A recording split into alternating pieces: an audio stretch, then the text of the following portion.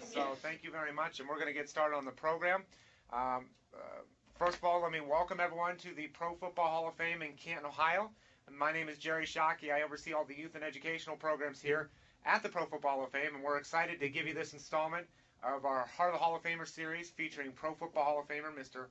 Earl Campbell. Now, I know there's some new faces to this program. Actually, 3 out of the 4 are actually somewhat new. The real idea and premise behind this program is really to convey what it took to get in the Hall of Fame beyond just the athletic ability. And as we shared with the groups earlier, that we know our Hall of Famers are awesome examples of skill and talent and athleticism and all those sorts of things. But it took so much more than that to get enshrined in the Pro Football Hall of Fame. It took those 6 core pillar qualities that you guys are studying and learning about and hopefully applying to your lives as well. The trustworthiness, the respect, the responsibility, the fairness, the caring, and citizenship. And as I shared with the group earlier, I'll let you in on a little secret, and I don't think it's too big of a secret, that those aren't character qualities just being a Hall of Fame player. Those are character qualities to be in a Hall of Famer in your everyday life, whether it's in the classroom as you are right now, whether it's with your peers, being Hall of Famers with your peers, whether it's in your family structure, whether it's with the youth organizations, the sports teams, whatever it is that you're involved. These character qualities are going to allow you to achieve the very most that you can in every area of life. So this is just an awesome opportunity for you guys to talk with someone that's not only achieved the pinnacle of success being enshrined in the Pro Football Hall of Fame, so on the football field, but someone who's achieved greatness off the field as well, being a prominent business person in the Austin, Texas area, and all the other things that Mr. Campbell has been involved with.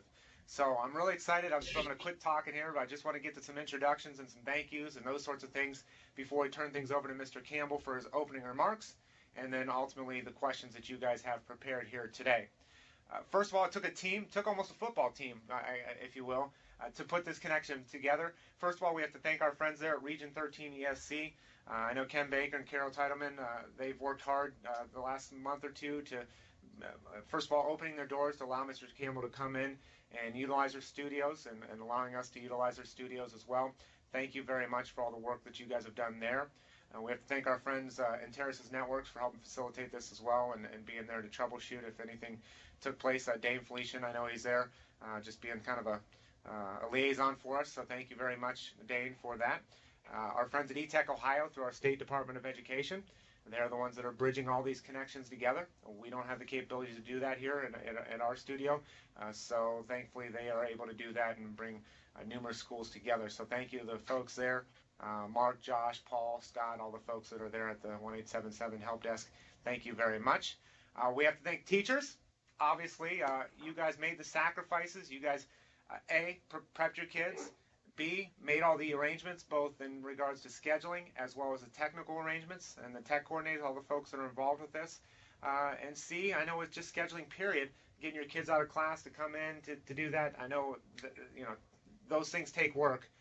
So thank you very much, teachers, for all the things that you've done. But last but not least, we need to thank the students, because you guys are the real stars of the shows, and I've seen some of the questions you guys have submitted, what the type of questions you're going to ask here today. I know you guys have done the work, the prep work to do this. So what I'm going to do before we ask Mr. Campbell to have his opening remarks, what I want to do is I'm going to ask each school if you can go ahead and unmute your microphone when I call upon you, and feel free to give a little shout out, show a little school spirit, if you will. We're going to start in Seguin, Texas. Seguin, if you want to unmute your microphone and give a little shout out, go ahead.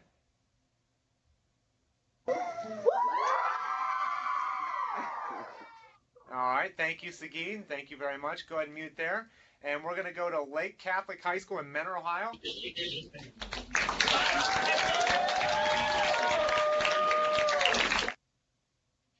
Thank you very much, Lake Catholic. I'm going to check one more time. I don't see them connected, so I don't think they're here yet. Cuyahoga Valley Career Center in Brecksville, Ohio? No? Okay. All right, let's go back to Texas. Humboldt, Texas. Ross Sterling Middle School.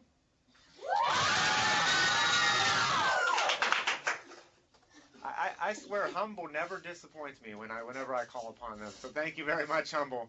Last but definitely not least, let's go to Idaho, Troy High School.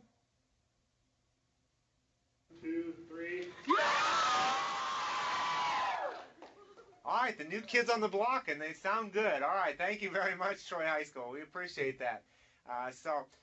Again, just remind everyone, as you're already doing, just keep your microphones muted. And even after you ask your question, if you can mute your microphone immediately after so we can eliminate any of the background noise or distractions that can possibly happen during these as Mr. Campbell was given his remarks. But what I'd like to do is go ahead and introduce our featured speaker here today, and that's Pro Football Hall of Famer, Mr. Earl Campbell.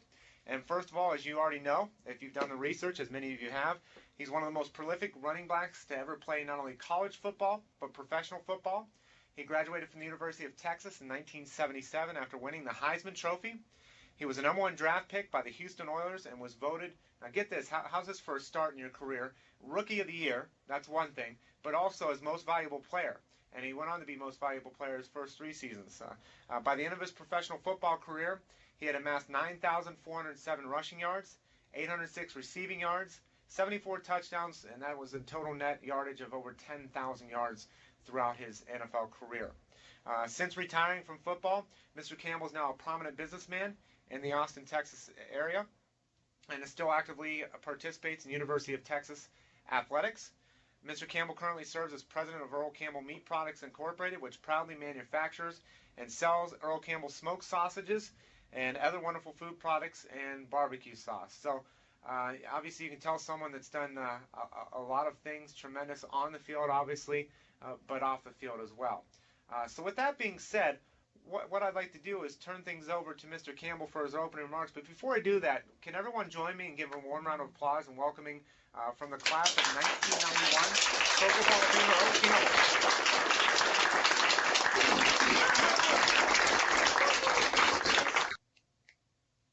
Mr. Campbell, the microphone is yours, sir. Hey, thank you all very much, and especially the people that have went through everything to get this started this morning. I would like to let the students know that I have a great admiration for them with the questions that they're going to ask and everything. And just for a second, I hope you all, the students, realize one thing. Out of everybody in America, all the different schools, we and people have taken out a chance to let you all get to ask questions, but that's how fortunate you are as young people to us, and that's how important you all are to us, that you have a great opportunity to ask and to ask questions, and hopefully I can answer them. But just be thankful out all the students in this country that you all have that capability to have a chance to interact with the Hall of Famer, and I hope you all ask questions, and hopefully I can answer them. But it's a pleasure to be here this morning. Thank you. Thank you very much, Mr. Campbell. And what we're going to do, again, we're going to go in the order of Seguin, Lake Catholic High School. I'll check one more time with Cuyahoga Valley Career Center. Did you guys get connected? Okay, so we'll go Seguin, Lake Catholic, Ross Sterling Middle School, and then Troy High School. And we'll go in that order and just keep looping around one question from each school. Now, I do want to preface this, first of all, by saying, number one, I encourage you guys, because you're talking to someone who's achieved greatness, I encourage you to ask those questions that, dive into what obstacles he faced in life, how he overcame adversity, and those sorts of things. But just to give you an idea of how big of an honor it is and who the company that you're in right now. There have been 25,000 players that have played in the National Football League since it started in 1920 here in Canton, Ohio. There are only 280 members of the Pro Football Hall of Fame. So even some of the very best that are out there didn't have Hall of Fame careers necessarily. And those players that you guys enjoy nowadays, whether it's at running back, whether you're an Adrian Peterson fan or Chris Johnson or whoever it is that it might be, I can tell you right now that they aspire to be in this man's shoes and be enshrined in the Pro Football Hall of Fame. And I can tell you, if they knew a little bit about his off the field and his passion and just his dedication to his family and to his friends and those sorts of things, I'll guarantee you that they aspire to be him off the field as well. So that's the type of company that you are here with today. So I encourage you to ask those questions, and we're going to start the program off with Seguin ISD. Go ahead, first question of the program. How did economic struggles play into modern times? So what now? How did, like, how did your past, like, with economic struggles play into how you were definitely, like, how you allowed your children or your family spend, like, time around electronics, or how would you spend your money to prohibit them from going off into, like, going crazy, like, spending?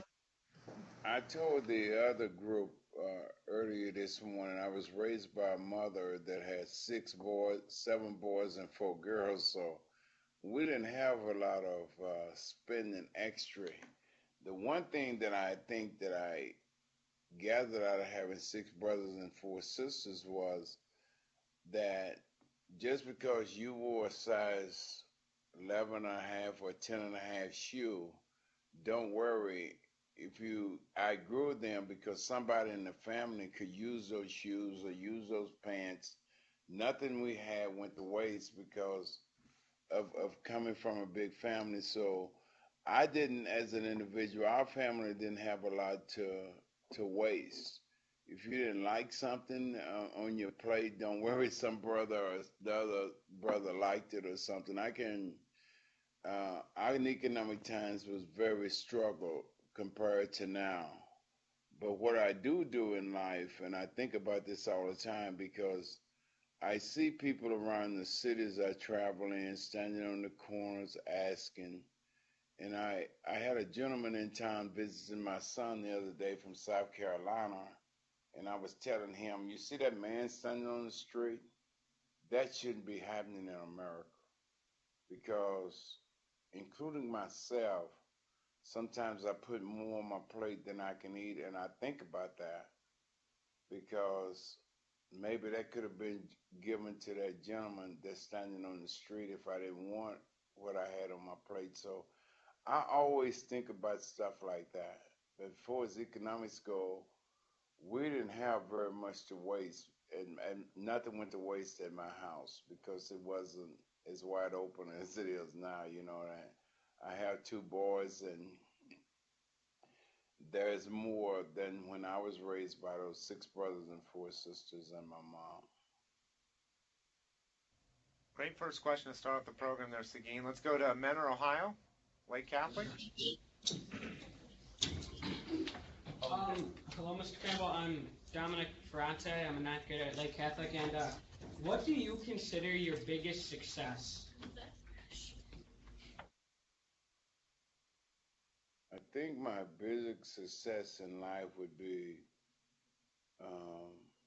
when I came back to school in 1978 and got my bachelor's degree in speech communication. I was never really that worried about football because I was believed that football was in the bag. I knew it took hard work to get there. I knew what it was going to take. But the one thing I wanted was an education, because you can ask your parents about this. In my generation, it was known that the girls, I think, called us dumb jocks because athletes wasn't supposed to get an education and do those kind of things. And in the back of my mind, that stuck with me. And that's one of the things that pushed me to get an education, because I wanted it. I wanted to do better than just graduating from high school. I wanted to be a graduate from college as well. I didn't want to be just a football player.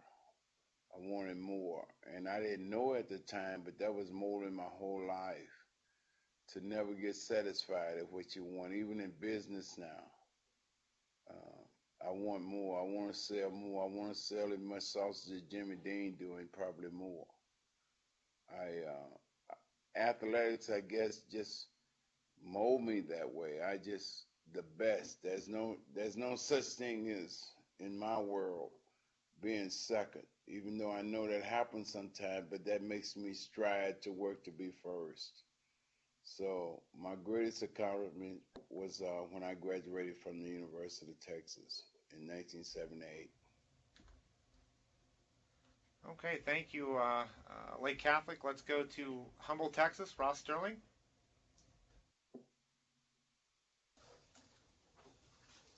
Say hello, Mr. Campbell. Hello, Mr. Campbell. How you doing, young man?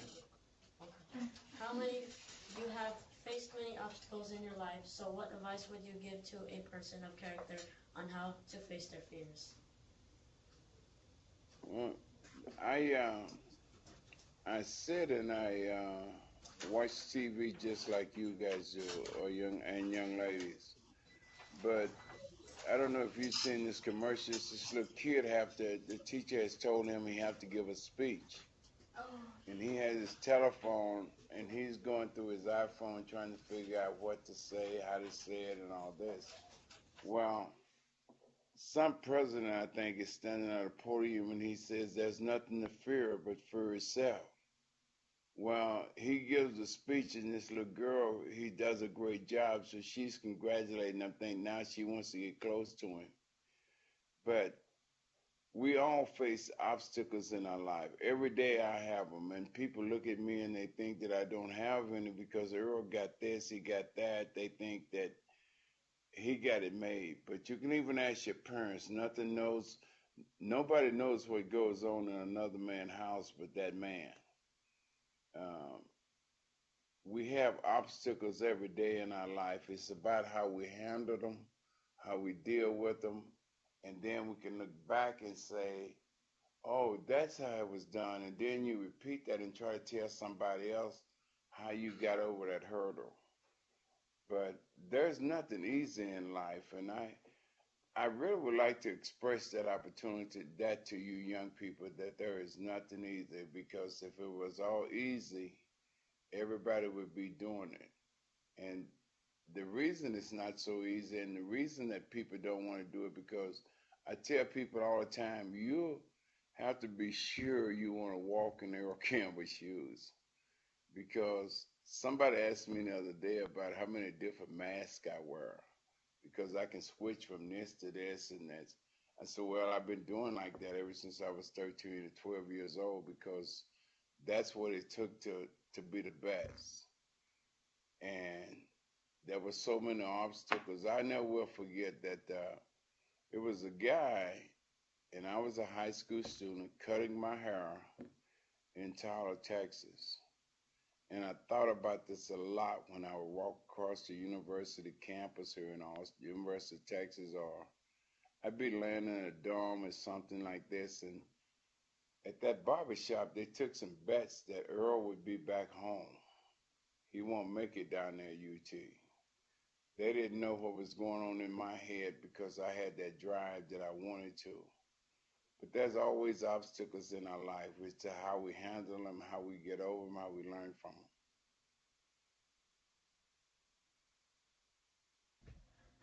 them. Okay, thank you very much. We're going to go to Troy High School, Troy, Idaho.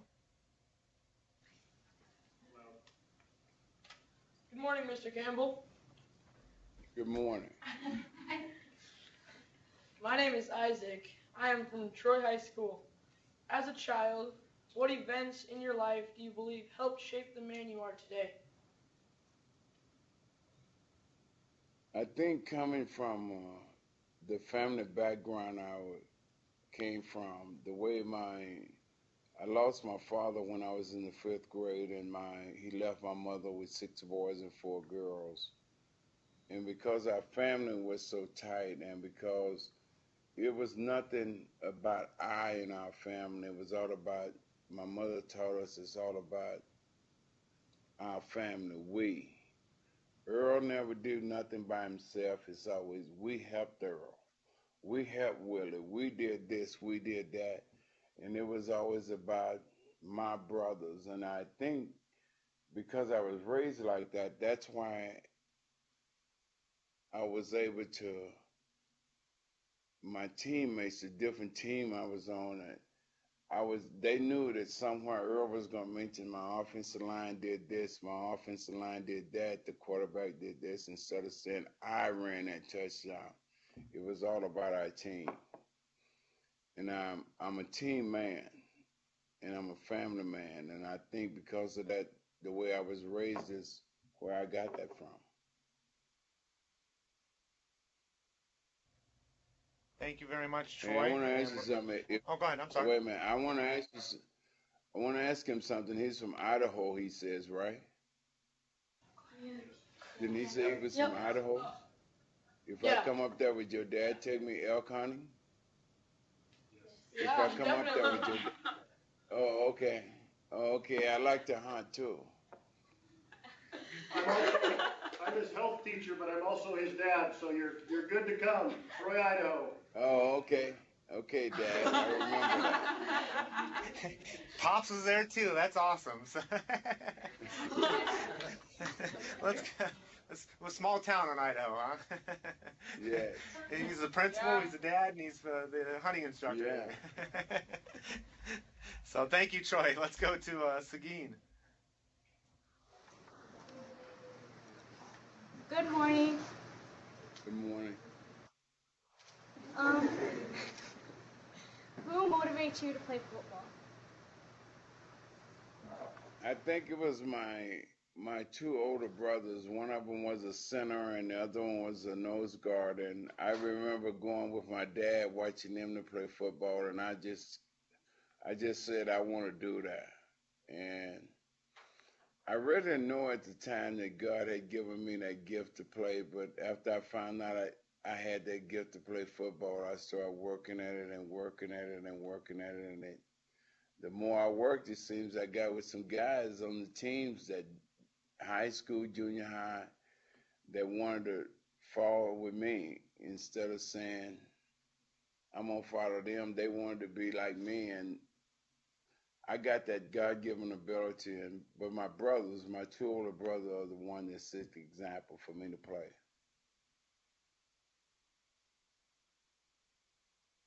Okay, thank you very much, Seguin. Let's go back to Lake Catholic, Mentor, Ohio. Hello, sir. My name is Billy Scotch. I'm a freshman here at Lake Catholic. And what motivated you to do your best? What motivated you to be the best you could be? When I was in college, I watched a film on a guy named Jim Brown. And we had these little 8mm film projections, and I was in the dorm, so I just put it up against the wall. And the more I watched him, the more I just said, I want to do that. I want to be that. I want to do that. And all my life, I just have looked up to people that was bigger, have achieved. I just wanted to do it. And I would think that Jim Brown is my ultimate hero as an athlete because he did it all, man. He was the man that started it all for all these running backs, even for the guys that plays today. I think if you meet a running back, you'll say all of them would say, I want to be like Jim Brown. Jim Brown was the best, and I'm really proud to be in the Hall of Fame. Another deal because I stood in front of Jim Brown this year when we had our 50th anniversary at the Hall of Fame, and so I've gotten to know him. He's a good guy. Okay, thank you very much, Lake Catholic. Let's go to Humble, Texas. Sterling. Hello, sir. My name is Tiffany. My question is, how important is leadership in a person of character, and how were you a leader on your team? Well, you know, leadership is a big thing, and it doesn't have to be just on the football field. It can be in the classroom. It can be on the swim team. There's always a group that's involved in my situation, football, but there's always somebody on the team that's willing that's going to say, follow me when something is not going right or they don't want to do the right thing. And then you always got a group over here saying, this is the right thing. And sometimes it's just one person that wants to be different.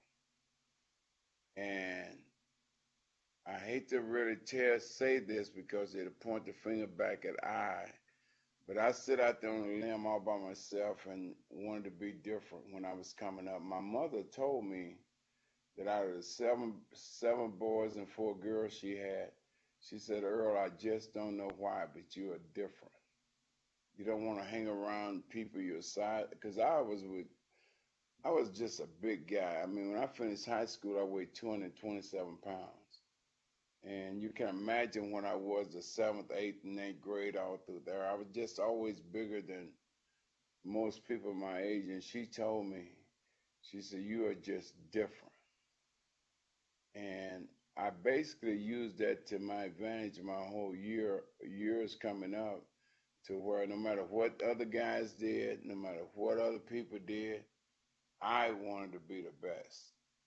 Earl Campbell wanted to be the best. So if you was doing anything that didn't have anything to be with trying to work to be better than yourself, I basically just said, that's the way it is. You go this way, I go that way. Eventually, everybody started coming over and getting involved in me, in what I had to say. So it takes one person to make a difference in life. And I wasn't ever afraid to go out on that limb and say, I'm the one that want to make a difference. And that's one thing that we've done this program with 40, 50 now Hall of Famers over the past 3 years, and he brings up a point that that it seems to be a reoccurring thing with all of our Hall of Famers, is that they surrounded themselves with people that were going to help them achieve their goals. I mean, we always think of peer pressure as a negative thing.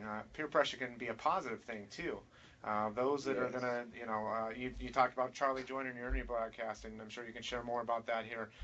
But the people that are going to push you positively to be better at your sport or whatever it is you're doing in life. I mean, even myself in my personal life, if I need help with something, I'm surrounding myself and talking with people that have experienced life more than I have. Whether it's my past, whether it's my parents, whether it's my, whoever it might be. So I think that's a valuable lesson that you can learn from our Hall of Famers, is that in order to achieve your goals, you need to surround yourselves with those that are going to help you achieve those goals, not those that are going to hurt you. So I think far too often we think of peer pressure as a negative thing. It can obviously be a very positive thing as well. So with that being said, let's go to Idaho. Troy? My name is Hannah Keith. I'm from Troy Junior Senior High School. What leadership skills do you learn while growing up in a large family? I couldn't hear that. We just said it again. What leadership skills do you learn while growing up in a large family? Well, from growing up in a large family, I learned that, you got to learn how to share what you have with others. Not only just your family, just people you run across in your daily life. And growing up in a large family, there's no time for it to be selfishness. Also, there's so much to learn about growing up in a family. It's all about teamwork. I said a few minutes ago, maybe I said this in the other talk, that in my household there was no sense in nothing going to waste, because if you couldn't use it, somebody in the family could.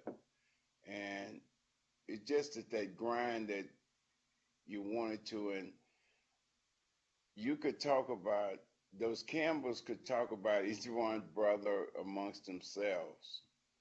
But you in Ohio, if you knew those Campbells, you couldn't talk about them Campbells in front of them Campbells.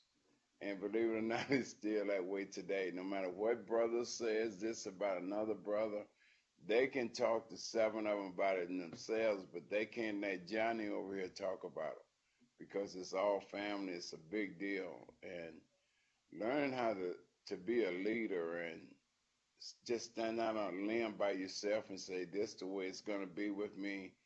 I can't go with you guys. I want to be this. I want to do this, and it's going to be done my way or no way. You have to go and say, are you a leader in life or you a follower? And I'm so happy that I was raised like that, because as I got older, and like when I got in college football, I was with a group of guys for 4 years that came in my class. But when I made it to pro football, I met another group of guys that I was with them for 8 years. But yet and still, some of them did things that I didn't want to do, and I just made a difference that's what I wanted to do. And if you want to be part of it, come on. I want to do the right things, be the best. And I just did some searching real quick on Troy, Idaho, and I think, Mr. Campbell, I think your family is about the size of Troy, Idaho. So as I saw their population. I was looking at that class. But looking at that's what's cool about this technology is we can bring the Tyler Rose to Troy, Idaho. You know, that's what's awesome about this type of technology. So thank you, great question there in Troy, Idaho. Thank you very much. Let's go back to Seguin in Texas.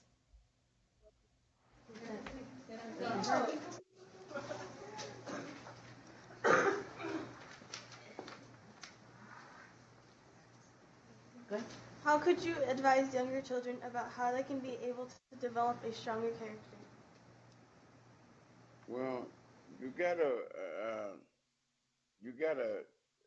want something. You gotta, having strong characters. I would say it's like planting You ever seen of course, you have a flower pot that it start out the little planting now start out small, and then it grows.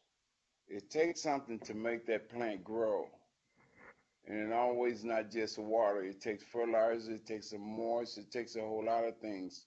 So to develop your character, you just got to work on it day in and day out. And pretty soon you'll find out that because I did the little things to get to here, I built something. And I think that's what you do. Thank you very much, Seguin. Another great question. Let's go back to Ohio, Mentor, Ohio, Lake Catholic. Hello, Mr. Campbell. My name is Michael Tola. I'm a ninth grader at Lake Catholic. What is the biggest obstacle you've faced in your career? My junior year when I was in college, I tore my right hamstrings from the cheek of my rear. And college wasn't going so well. But I was able to keep up my grades and stuff. But when you're an athlete and you want to be the best at what you're doing, and when you can't compete, all kind of things cross your mind. Well, thanks to my coach, Darryl Royer, he decided to say, if that's the way it's going to be this year, then we're just going to sit you down and take the bumps and the bruises. But that off season, from the day he sent me down to that next football season in 77, that was a heck of an obstacle for me I talked about being the best and how much I worked at it. There was a trainer at the university named Frank Medina that would wake me up about 6:30 every day before class, and we would train. And I could see myself running on the football field it was kind of like a dream, when you're training and you can see yourself doing certain things. Well, getting ready for that next year, my senior year, I had to train very hard to get that hamstring back in shape. And that let me know right then that I had more fight in me than I ever thought of. I had, in my senior year, we came back and won the Lombardi Trophy and the Heisman Trophy. So that was a heck of an obstacle to overcome. Thank you very much, Lake Catholic. Let's go to Humble, Texas, Ross Sterling.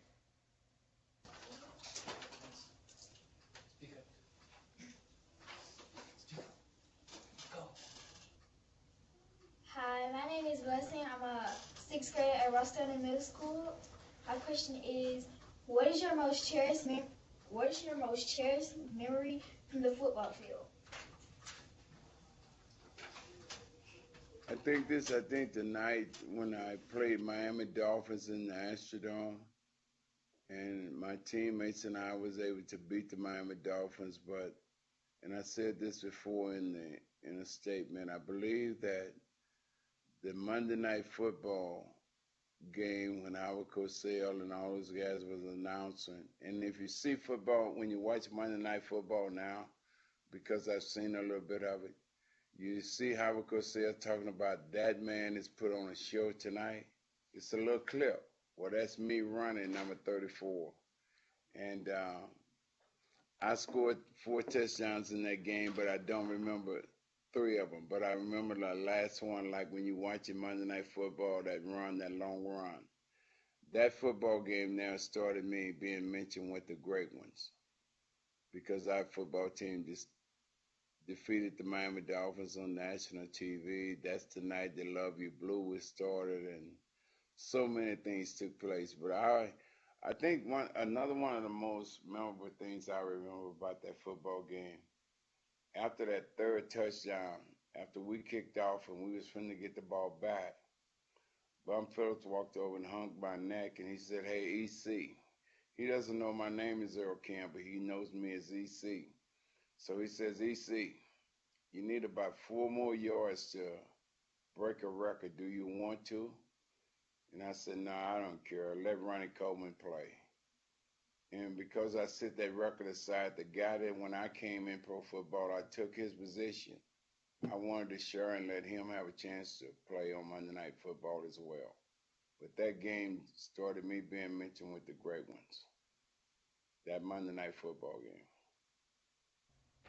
Now, I'm just curious, just because every time we see Humboldt, Texas back there, I see all those banners, and just as a big football fan and being in the state of Texas, how can you possibly have a USC banner in the background? I can live with the Michigan State. I mean, obviously, because I guarantee you in Ohio you wouldn't see a University of Texas. You definitely wouldn't see a USC. So I'm just curious, you know. I mean, yeah, that's a good question. That's a good question. All this stuff was sent to us. All these kids wrote letters to colleges, and so they sent us all this stuff. So since they sent it, we had to hang it up. But perfect. If you see the burnt orange back there is most important. Okay. Maybe you need to have that stand out a little bit further, right? I do. Well, thank you. That's a great explanation. So we appreciate it, and that's an awesome story that why you guys have those as well. Let's go to Seguin, Texas. Or excuse me, I'm sorry, Troy. I almost skipped you guys. Troy High School. I'm sorry.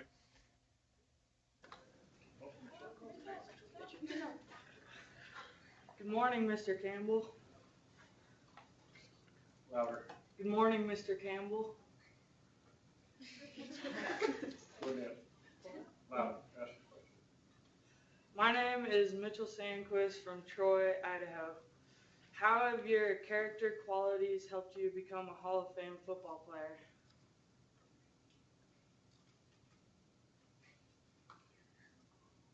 Uh-oh, did we lose him?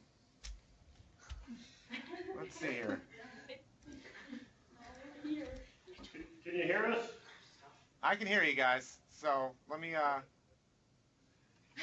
find out. Maybe you got disconnected there for a second.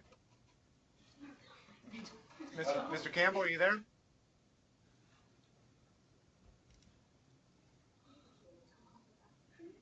Boy, he really did not like your question. He took off. You know, we just before he stood up to ask the question, we had a little banner across the bottom of the prompt say 1 minute remaining. So I don't know if they got cut off or what happened. And maybe their bridge cut them off. But I'm gonna call them right now. Actually, just bear with me.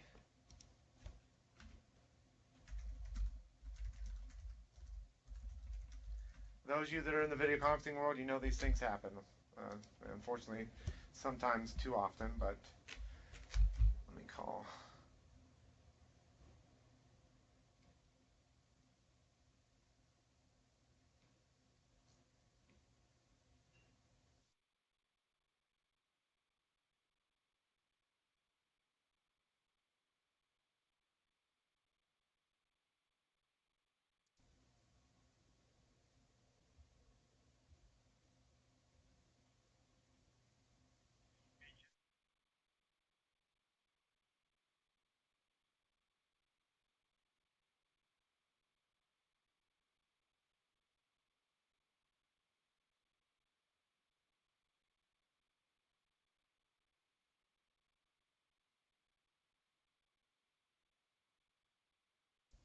All right, I know they're having a little technical glitch there. I think they might be connected again, if I'm not mistaken.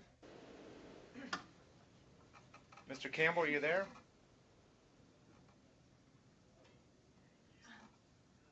Maybe not yet.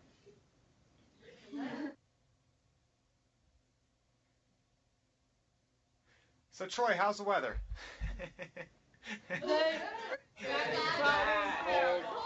Overcast. Raining in Moscow.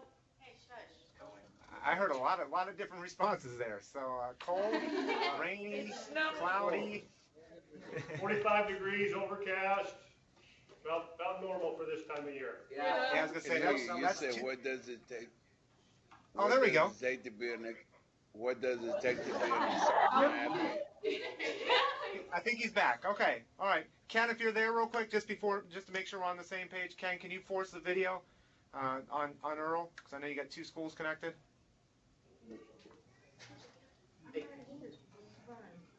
And go ahead and repeat your question, Troy. I think you should be able to answer that now. How have your character qualities helped you become a Hall of Fame football player? I do believe this. Because of the way I had been brought up and being able to be part of teams and realizing that it's everything that happens to you, regardless, because you ran the touchdown, a guy had to do something else. The tight end had to run the right route. This guy had to do this. So it's really I had the easy part just running the football. The other guys had to do their work, and I think because I believe that it was a team effort, I think my guys on the team went out of the way for me. I went out of the way for them, and I think all that stuff evolved in a Hall of Fame career because of hard work. And you all hear me continuing to mentioning this about hard work and about family. It's so much hard work you have to put in, and I do believe in my life now, trying to do business, and I try to put in the work to be the best I can be at what I do, because my mentality is that I can't do nothing just a little bit. Like I had to stop eating too much sugar because I like chocolate candy. So I don't know how to do it just a little bit. I have to just give up everything all at once, and that's the way I was when I played football. I just worked at trying to better myself in all aspects of my life. Okay, thank you very much. And I think we actually interrupted a question that was being asked. I think you guys got disconnected from the rest of the conference, but I think Seguin, there was a young lady possibly at Seguin that was asking Mr. Campbell a question, and my apologies for interrupting. Go ahead with your question, I think, that you had for him.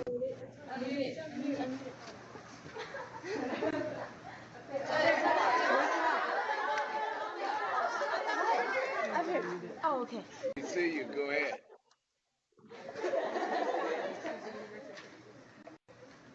What made you choose the University of Texas? Well, I had all these colleges recruiting me when I was coming out of high school. But there was a guy named Ken Dabbs who was a recruiting coordinator for Coach Darrell Royal. I don't know why, but Coach Dabbs I don't know, he got in with my family. He started eating with us. He basically slept at our house. He would do everything, but I was torn about going to the university and to Oklahoma. So I want you to really listen at this. It's really funny, but this is what I did. I said the night before it was time to choose a college to go to, I said, Lord, if I get up to use the restroom, I'm going to go to the University of Texas. If I sleep, I'm going to go to Oklahoma. And I got up, used the restroom, and I came to Texas. So that's how I ended up coming to college, here to the university. Really funny, but that's how I did it. And I've never looked back. I think no doubt the best place for me to go to college was the University of Texas, because I was born in Texas, and I really didn't notice, really follow this until a few years ago. Some reporters started interviewing me, and they started talking about how does it feel, Earl, to play junior high football in the state of Texas.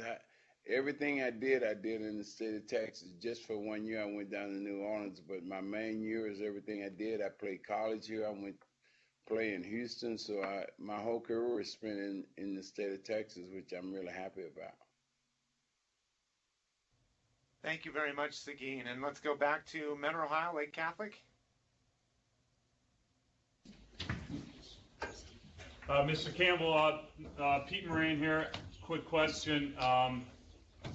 Assuming you still watch the NFL, which running back has similar traits as far as running style as you did back in the day? I think the guy over at not because they won the Super Bowl last year, the Ravens. I think he had some good traits in there, being a running back like we did it in the day. I think there's maybe he's over at the Atlanta Falcons now, but Steven Jackson and the running back at Seattle Seahawks, I think he really played like we did back in the day. I think those three guys, they have a chance to be exceptional. They could take it to another level. And especially the guy up in Seattle, I mean, he wants to run north and south. I had to run north and south because I wasn't a very good dancer, so I only knew downhill running. Thank you very much, Lake Catholic. Let's go to Humboldt, Texas. Ross Sterling. Hi, my name is Aldo. What was the atmosphere like in Houston during the Love Blue Days? Can the teacher repeat that? I that? can't hear you. His question was, what was the atmosphere like in Houston during the Love Your Blue Days? You know, have you ever heard that it's a habit to learn how to win? It's a habit if you start losing. It was just winning was all in the air back then. I mean, there really wasn't no such thing as us losing a ball game. It was just that we as our team and the city knew that when they came to watch a football game, they was going to get a show. It was like having the best show in the NFL. I mean, we had those cowboy hats going and all them Wrangler jeans, but one thing we knew when we hit the football field, everybody was happy during the week, and I can't imagine being in Houston now the way the Texans are playing because people are kind of sad because the team is not doing well. But when we had the Oilers there, it was just win-win every week. Everybody was happy. It was the thing. It was a winning atmosphere. Thank you very much, Humble. Let's go to Idaho. Troy?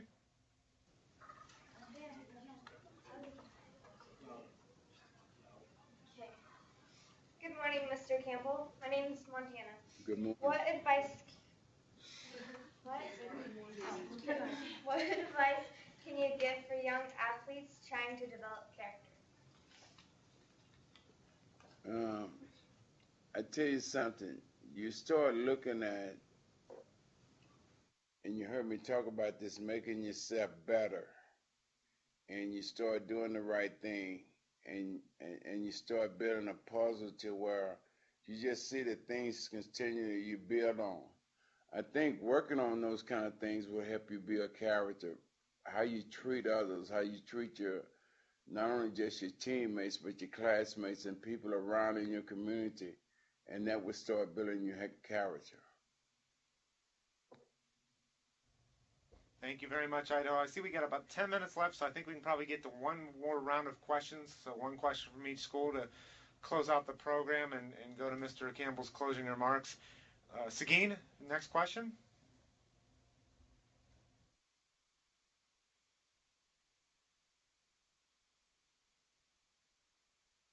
Seguin, are you there? One more time, Seguin. All right, let's go to Lake Catholic. Sorry, there they are. What are some qualities on the field that can be used off the field? Did you get that? Yes. I think the way you treat people off the field, I think those kind of things you can bring onto the field, the way you treat people out there. And, you know, you see guys pushing and shoving. They really don't mean no harm against. I mean, like I was watching TV the other night, and I saw the referee gets in between these two guys. a lot of that for sure because they can't hear each other.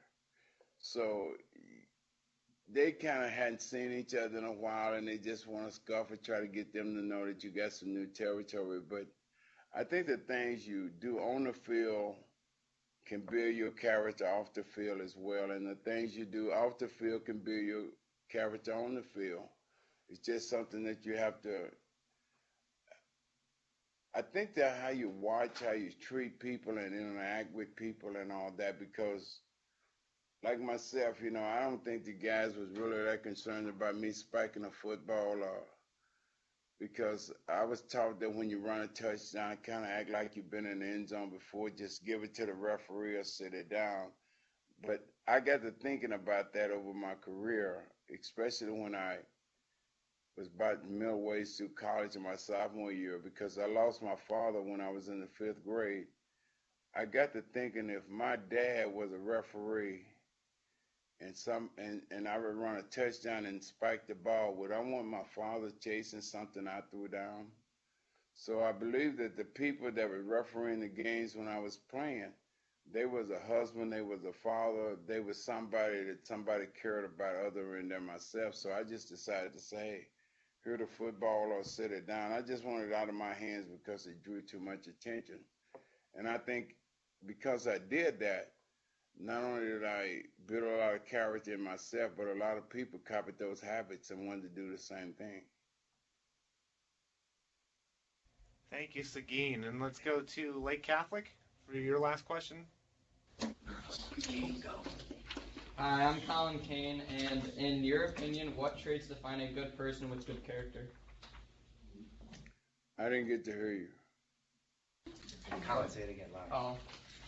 In your opinion, what traits define a good person with good character? I would believe that the way he handles himself or herself, and somebody with a lot of character, you can always see like a little trail of ants that's going to some food. If you see somebody with good character, you can always see a little trail behind him. People are getting to build and they want to get some of that character. They want to be with him or her. They want to be around him and her. And that doesn't always have to be just an athlete. That could be a student. That could be you right in your classroom.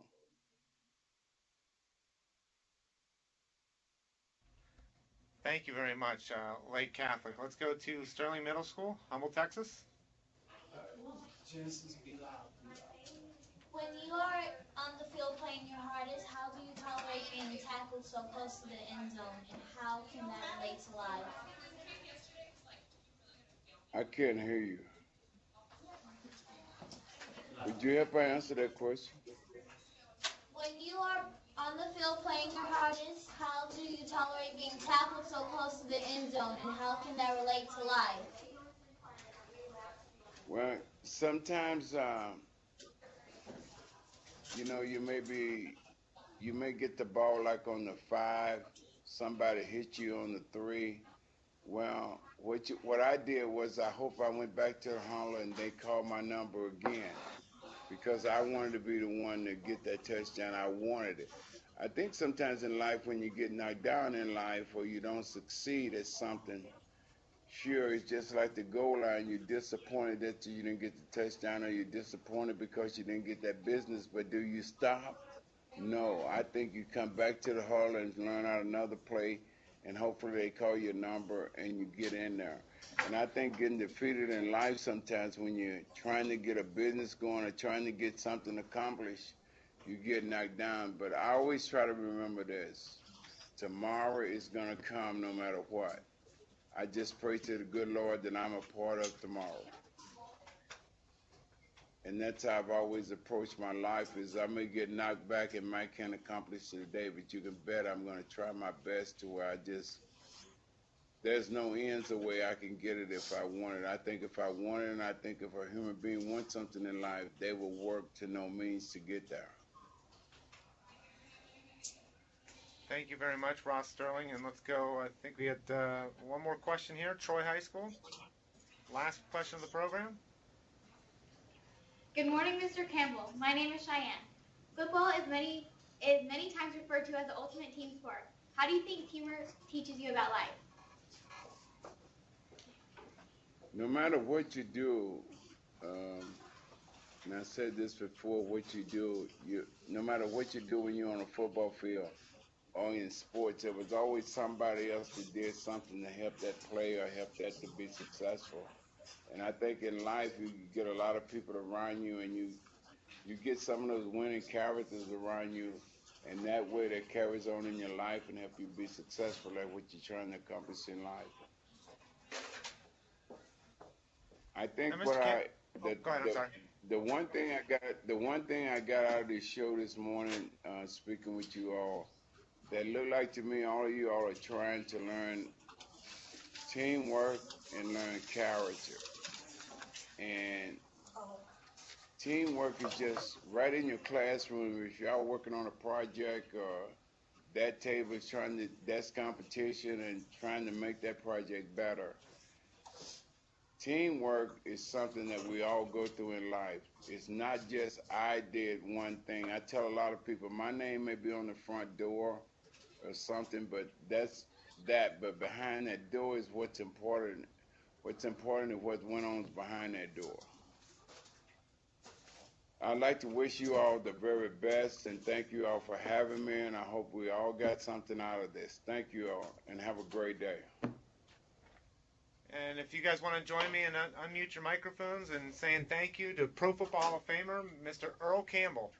Clap it up. Clap it up.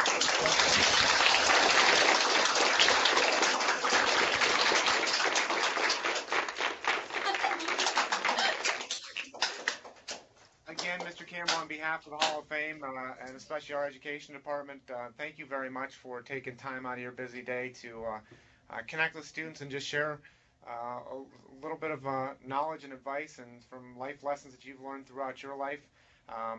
Especially, I know just the imagery that I've gotten from some of your analogies in life, like the trail of ants. I mean, that's just I think it's going to stick with me. So hopefully it's going to stick with the students as well. But want to thank you and your son Christian. Christian, why don't you come? Is he there still? Is he in the background there? Would you come on in and say hello he to says the now Christian not like me. He doesn't like cameras. Well, thank you, Christian, for I guess if Pops tells you to get in front of the camera, you better listen, but you don't have to listen to me. No, he got his own deal now. He don't mess with those cameras. So, Christian, thank you very much for all your work on your end. Region 13, Carol and Ken, I know we had some technical issues there for a second, but you guys, boom, responded right back and got things back going, so thank you for all your work there. Dane and Terraces Networks, E-Tech Ohio, the teachers, the students, Seguin, Lake Catholic, Ross Sterling, Troy High School. Thank you very much for all the wonderful hard work that you guys did here you guys had some awesome questions here today. I just showed how committed you were to the program, so I appreciate that, and thank you. This concludes our program. Take care. Thank you. Thank you, Mr. Campbell. I appreciate it. Idaho, we'd love to take you elk hunting.